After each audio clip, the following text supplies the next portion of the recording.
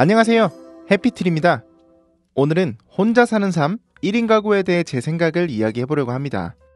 국가통계포털 코시스에 따르면 2015년대 1인 가구의 수는 520만 명이었고 2023년대의 수는 782만 명으로 8년 만에 2015년대의 기존 1인 가구의 절반가량인 약 260만 명이 대폭 증가했습니다.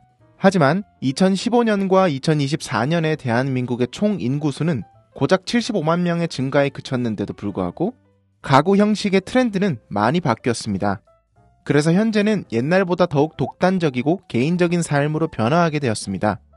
이제는 그런 사회의 흐름에 맞게 음식점 및 공공장소에서도 키오스크를 이용하는 매장이 늘어나고 있고 1인 가구를 위한 컨셉을 맞춘 상품들이 우후죽순 생겨나고 있죠. 제가 말씀드리고 싶은 주제는 독립적인 청년들의 홀로서기는 아주 좋지만 현재 사회적인 분위기가 화합보다는 이기적인 형태로 흘러가는 것이 체감이 될 정도로 눈에 보이는 문제점에 대해 말씀드려보고 싶습니다. 1인 가구는 현재 20대, 30대 층만 하더라도 280만 명입니다. 거의 절반에 가까운 청년 인구가 1인 가구의 대부분을 차지하고 있는데요. 그 문제의 첫 번째로는 참을성이 줄어들었고 화가 많아졌습니다. 귀에는 이어폰이 일상이 되었고 정해진 목적지 외에는 입을 열 틈이 없습니다. 우리의 생활도 같이 노이즈 캔슬링이 되어버린 것이죠. 저도 이어폰을 자주 사용하는데 가끔은 도로의 소음이나 사람 냄새나는 이야기 소리, 생활 잡음들이 듣고 싶어져서 일부러 이어폰을 놓아두고 외출을 할 때도 종종 있습니다. 우리가 소중한 하늘을 매일 보고 살지 않는 것처럼 사람들과의 대화도 아주 소중하지만 정말 필요한 말이 아니면 단절되었습니다. 그래서 자신이 철저하게 계획하는 바가 생기고 혼자 생각하며 행동하는 것들이 많아지죠. 이런 것들에 조금이라도 빗나가거나 예상치 못한 변수가 생겨버리면 엄청 답답해합니다. 제가 조금 심각하다고 느낀 것은 세상 사람들이 옛날에도 빨리빨리 문화였지만 현재는 더 심해진 것 같다는 건데요. 우리 생활은 거의 모든 면에서 온라인화가 되어 있어서 웬만한 생활 반경은 필요로 한다면 모두 예약으로 계획하는 생활이 가능해졌습니다. 저는 외식업에서 일을 하고 있는데 그래서 그런 것인지 음식점에서 방문 포장을 하는 손님에게 10분 정도 소요된다고 하면 오래 걸린다며 떠나시는 분들이 부쩍 많아졌습니다. 엘리베이터를 탈 때도 문이 조금 늦게 닫히는 엘리베이터를 탔는데 닫힌 버튼을 연속으로 누르면서 왜 이렇게 안 닫히는 거냐며 엄청 짜증을 내시는 분도 계시더라고요. 많은 엘리베이터의 닫힌 버튼의 문의가 사라져 있을 정도로 우리는 너무 급해졌고 이런 것들의 개인적인 조급함들이 쉽게 짜증과 화를 같이 불러오게 됐습니다. 두 번째로는 좋게가 사라지고 많은 것들의 엄격한 기준이 생기고 깐깐해졌습니다. 부모님과 형제자매들, 가구원 수가 많으면 조부모님들과도 같이 살던 시절에는 모두가 한 집에서 같은 의견만 나올 수가 없기에 의견 다툼이 종종 있었죠. 그래서 자연스레 이타적인 마음과 의견 차이가 있으면 조율해서 맞춰가려는 관성이 존재했습니다. 1인 가구가 많아진 현재는 자신이 사는 공간을 오로지 자신의 의견만 반영해서 살아갈 수 있죠. 만나는 사람도 제한적입니다.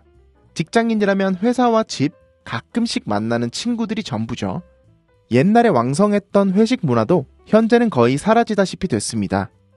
더욱더 단단해지고 독단적인 생각과 마음이 다른 사람들과 트러블이 일어날 수 없는 탄탄한 구조를 더해 강력해진 겁니다. 그래서 어쩌다가 의견 차이가 있으면 이걸 이해하는 방향으로 잘 풀어나가는 것이 아닌 자신의 의견을 강력하게 피력하고 그것이 되지 않는다면 아예 외면해버리는 상황들이 요즘에는 더욱 자주 찾아볼 수 있게 된 것 같습니다. 마지막 세 번째로는 남녀 갈등의 심화입니다. 1인 가구의 상당수를 차지하는 청년들이지만 이들의 갈등은 어느 세대보다 심각합니다.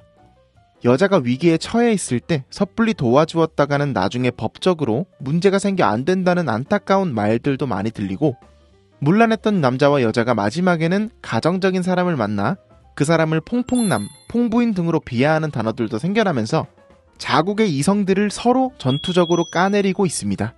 현재 남녀 갈등은 엄청 심각합니다.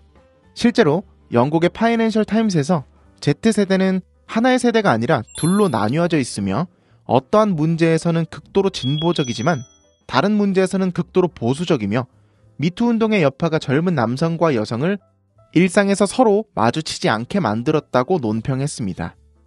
이에 더해서 스마트폰 및 SNS의 확산으로 사람들이 분리된 공간과 문화를 일상화하게 되면서 점점 악화되고 있다고 하며 이는 2022년의 출산율 0.78명 같이 한국 사회 전반에 악영향을 끼치고 있고 우리나라가 평가 단상에 올라서 이렇게 되지 않도록 반면교사 삼아야 한다고 치욕을 받은 적도 있습니다. 다른 나라도 한국과 비슷한 경향을 보이긴 하지만 한국의 경우 이런 경향이 다른 나라에 비해서도 훨씬 더 급진적으로 일어났다는 점에서 주목되었습니다. 우리는 정말 혼자서 잘 살 수 있는 걸까요? 혼자서 잘 살고 있는 척을 하고 있는 걸까요? 같은 시기 우울증 환자도 급증했습니다. 인간의 태생적 본능은 어울림과 집단 생활입니다. 홀로서기를 할 수는 있으나 홀로 살기는 불가능합니다. 인간은 인간과의 무조건적인 교류가 필요하다고 생각합니다. 아무리 시대가 많이 바뀌었다고 해도 50년 이상 장수 과자인 초코파이처럼 정을 나누는 우리 고유한 문화는 이제 사라지고 만 것일까요? 우리나라의 국민성이 독립적인 것은 좋으나 더 이상은 이기적이지는 않았으면 좋겠습니다. 마지막으로 로마 시대 아리스토텔레스는 이런 말을 남겼습니다. 누군가를 사랑한다는 것은 자신을 그와 동일시하는 것이다.